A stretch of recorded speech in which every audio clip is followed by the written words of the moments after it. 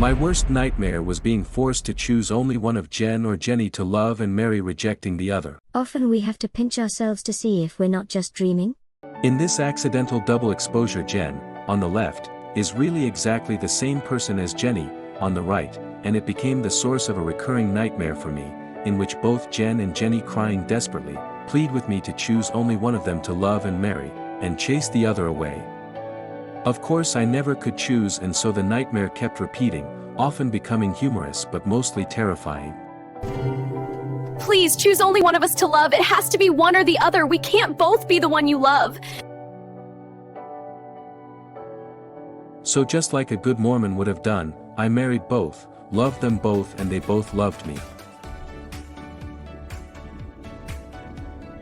Jen is the part of Jennifer's persona that was under Mother's control from when we first met, Jen then not quite 15, till 2 months before she was 22, during which time the mother engineered 6 sad forced separations for us. The transition from Jen to Jenny arose when their mother forced a 7th painful farewell on us all. That played out at the icy Niagara Falls days after Christmas in 1978, us by then engaged for almost 2 years. Jenny was indignant, determined to run away from Mother's captivity of her in Canada, back to me in Cape Town, in faraway Africa, for us to finally be married. At 22 I finally escaped my cruel captor in snowy cold Canada to return to sunny warm Cape Town to be married to my true love and resume life there. After 9 months of captivity in Canada, Jenny did run away, first to London, then from there to Cape Town, bringing Jen back with her, both still hopeful that Mother would one day treat them kindly. Instead she was disowned by Mother for daring to defy her, for choosing whom to love, marry, have children with and spend her life with. Mostly Jenny would dominate the relationship, but once in a while Jen would emerge, still wounded, ever hopeful. We left Africa for Canada to try and reconcile with their mother. For many years hopeful Jen and defiant Jenny coexisted amicably as sister wives. They both loved me and I loved them both, despite knowing that their mother, totally devoid of empathy, would never change. Eventually, after 28 years in Canada, Jen and Jenny merged into one mature, self-confident, much more realistic woman, Jennifer, who proposed to me with a condition. True story. So we got married for the 3rd time using her maiden names. Her condition was that we sell everything in Canada, then together with our 2 sons and our little dog Happy, we run far, far away from Mother in Canada, which was not big enough for us and her mother, to live happily ever after in Panama. We drove south from Canada for 23 days, 11,000 kilometers, a journey fraught with danger, arriving in Panama at the end of July in 2006 to start our new lives at 50. Apparently most often only the good die young. Her mother died in September of 2024 at age 93 and a half, leaving a will with one last hateful message in it for Jennifer from beyond the grave, and as promised, nothing else. I intercepted that will, read it, and decided that Jennifer would never get to read that last message from her birth mother, the relentlessly cruel one, who was adamant that unless Jennifer was at her deathbed to receive her spirit so that it could live on in Jennifer, she'd get nothing. Jennifer wisely chose nothing, with a twist. We were back in Canada just before she died, but Jennifer got a message to her through an intermediary that whilst she was in Canada, she'd not be visiting Mother in her nursing home. I want nothing of yours, especially not your spirit. Keep it all.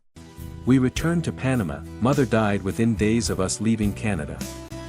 We're 70 now, still in Panama, still happily in love after 55 years, and we're grandparents now.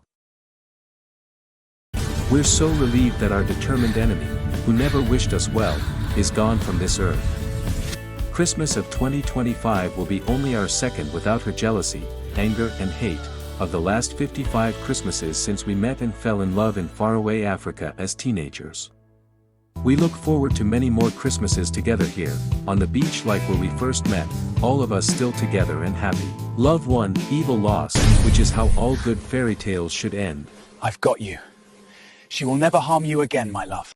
Here's a sneak peek at what comes naturally for 2 long-lost sweethearts whose souls reconnected after waiting 270 years for their love's happy ending, and they're finally a married couple.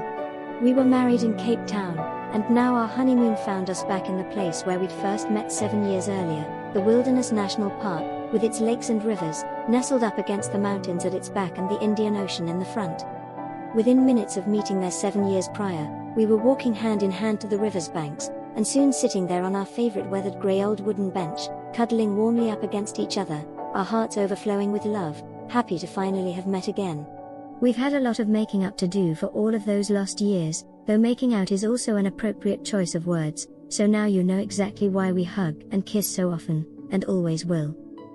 Baby, you broke me down, down, down, down, down. Baby, you broke me down. Almost 50, on our anniversary, I surprised Ian with this living love card saying nothing will ever keep us apart ever again.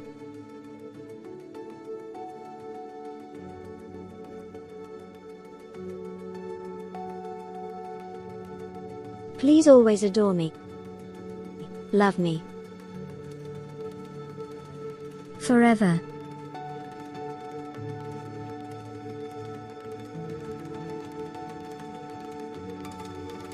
I ran away from Canada to you in Africa. I've bet my entire future on you, my love. I love you so very much. Please love me forever. Jen, fighting for your and my right to be a couple, to continue to exist as a loving couple and defending you from your enemies, has been my highest honor. Thank you for wanting to share your life with me. Loving you has been my greatest privilege and I don't want it to ever end. I love you, Jen. Then, now, forever, and always. In our case that's already 54 years, and counting, and Jen, that will never change.